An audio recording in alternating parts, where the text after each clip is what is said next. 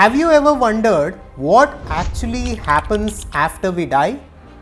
I have personally asked this question to myself many times, and I have tried to find answer to this in various scriptures. And this is a question that is in almost all of our minds.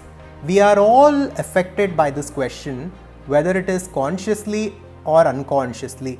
So it is very important for us to go deep and to find answer to the question of death. So in the three sections of today's video, we will go deep into the concept of death and we will uncover the reality behind it. We will look at the ancient texts like Kathopanishad and Vedanta Sara to understand the nature of self, the nature of reality, and to understand what actually happens at the time of death and after death by going deep into these scriptures. The Advaita channel is about consciousness, conscious living and conscious creation. Here we explore Vedanta and various other ancient teachings from India to understand the nature of reality and to consciously create our lives. So make sure to hit like and subscribe to our channel. Section 1 is about introduction. The concept of death can be a source of fear for many people across the world, and this concept holds a lot of importance and significance in many religions and many cultures across the world.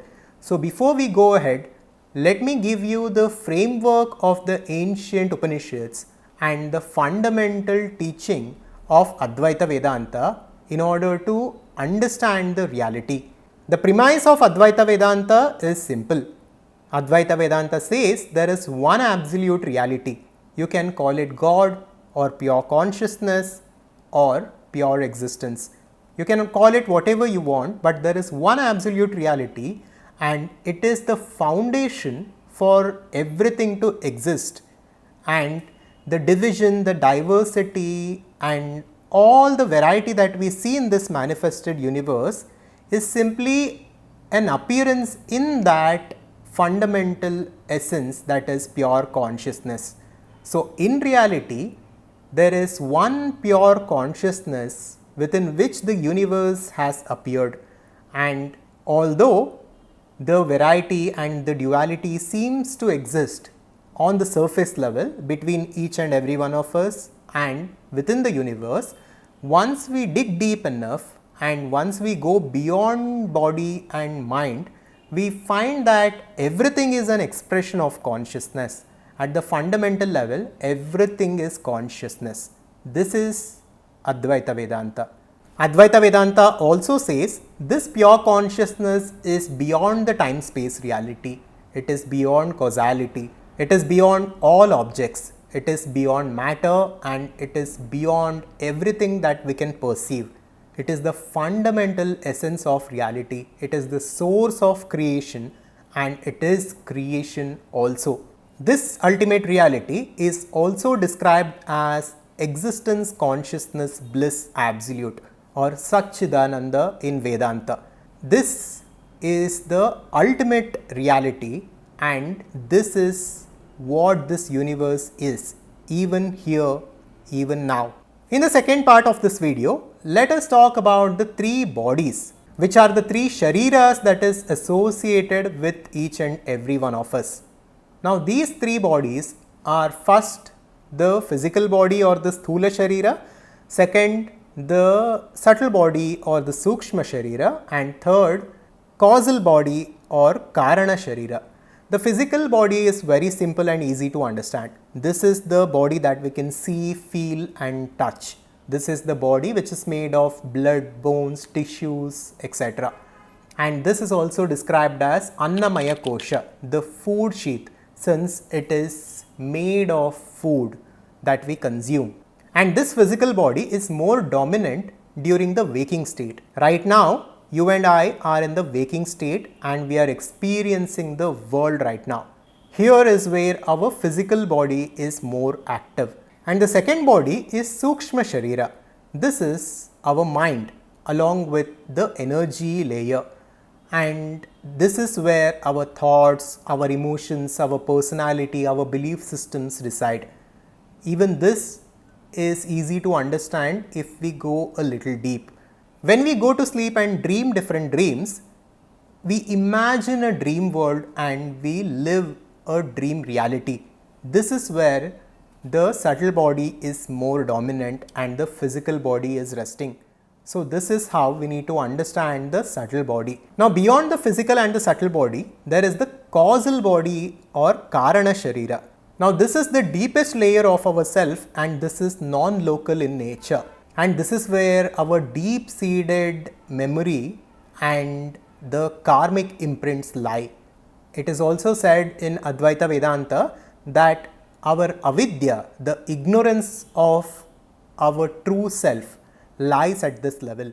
Karana Sharira is also the cause for the subtle and the physical bodies, and hence the name causal body or Karana Sharira. And here let us talk about death.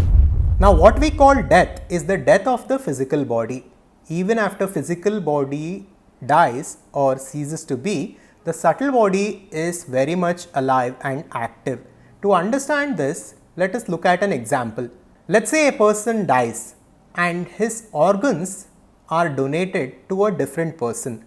Now the same organs which were present in the dead person's body will begin to work and will begin to function normally for a different person for whom the subtle body is intact with the physical body. So here we can understand that along with the physical body, there needs to be an energy body and the subtle body associated for a person to be alive. When the subtle body is disassociated with the physical body, a person is said to be dead physically. But the subtle body is very much alive. And what Vedanta also says is that our true nature is none of these three bodies. Ultimately, our true nature is that of the infinite consciousness. We are unbound and we are eternal. And we are temporarily experiencing this universe through these three bodies. Now I'll directly read from page 16 of Vedanta Sara of Sadananda. Pure intelligence, the state of homogeneity wherein all attributes are transcended. The point to be realized, which is also the subject of Vedanta, is the identity of Brahman and Jiva by the elimination of their respective attributes such as omniscience or limited knowledge, etc., superimposed by ignorance. The result will be a state of pure intelligence wherein all ideas of separation and variety are effaced. Here Vedanta Sara is talking about our true nature, where we are one with that infinite reality. But let us understand what exactly is happening at the time of death. Now what we need to realize here is that we become whatever we associate ourselves with. When we associate ourselves with our physical body, we suffer the consequences of our association. When this body deteriorates, we suffer because of our association with it. And all of this is because of karma. And karma is basically action and memory. And what is happening here is that we have identified ourselves with this karma or this memory. And because of this identification, we are in an endless loop of samsara, which is birth and death. And what happens to our subtle body after death depends on the nature of memory that we carry. If we carry positive memory and if we have accumulated positive karma, we are born in suitable circumstances, which is the consequence of our positive karma. And similarly, it works for negative karma. And it is also said that there are higher dimensions, there are lower dimensions, there are different parallel realities. So there are infinite possibilities within this manifested universe. And all of this is tied to karma and the memory that we carry. So the nature of the memory that we associate ourselves with and that we carry determines what happens to us after the death of the physical body. Depending on the nature of this memory, we either go to the higher dimensions, what we call heavens, or we go to the lower dimensions, what we call hell, or we may also be born again and again within this earthly plane. So there are endless possibilities here, but none of this is relevant for a spiritual seeker, because what we are striving for is liberation. Liberation from the bondage and from the unconscious cycle of birth and death. Once we are conscious, we disassociate ourselves from our memory and from our karma, and once we are totally disidentified with memory, there is nothing to come, there is nothing to go. We simply become our own true nature, that is the infinite consciousness and the infinite bliss. And this is the goal for each and every one of us. In the third part of this video, let us look at some profound insights from the Kathopanishad on the nature of death and the nature of self. In the first section here, we will look at what Kathopanishad is telling about the nature of self. And I will directly read from Kathopanishad here. The chapter 1, section 2, verse 18 says, "The Atman is non-born, nor does it die. It did not spring from anything, and nothing sprang from it. It is unborn, eternal, everlasting, and ancient. It is not slain even when the body is destroyed. The Atman is subtler than the subtlest, greater than the greatest. It is seated in the cavity of heart of each living being." They are saying this figuratively here. The Atman is without sound, touch, form, decay, taste and smell. It is beyond the Mahat, eternal and unchanging. So Kathopanishad here is saying that we are in our essence that infinite consciousness that is unchanging and eternal, and the true essence of us is neither born nor it will die, and what is born and what dies can never be us. It is simply a temporary experience that we go through. In the second section, let us understand what Kathopanishad says about the relationship between the death and the self.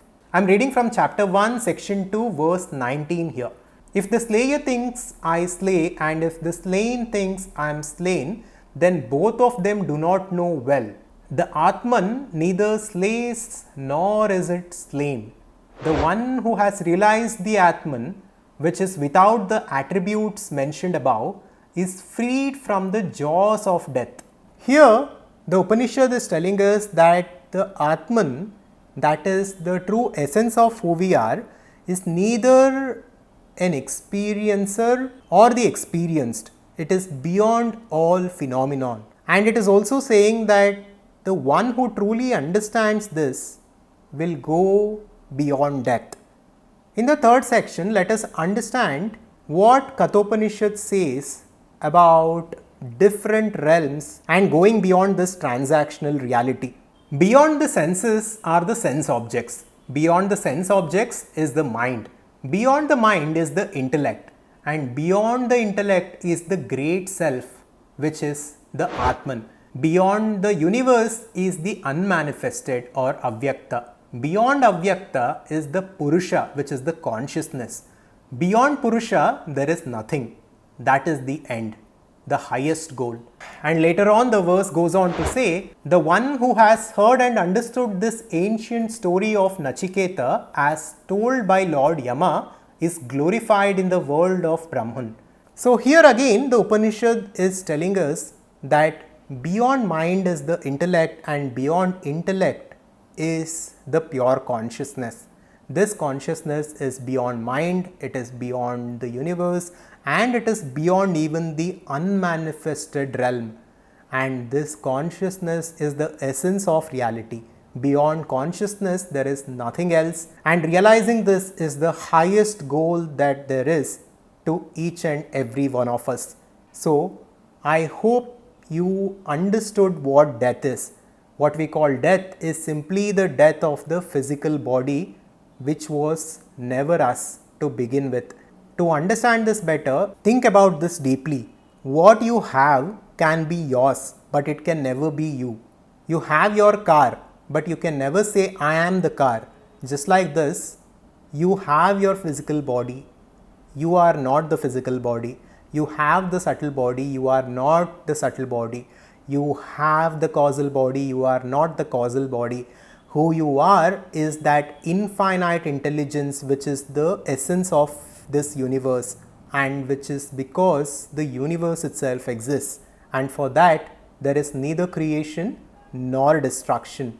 It was never born and it will never die. This is the truth that is said thousands of times in thousand different ways throughout these ancient Upanishads and Bhagavad Gita. And the point of our life is to understand this, to understand that we are the source of infinite fulfillment and bliss, and to actually attain that fulfillment.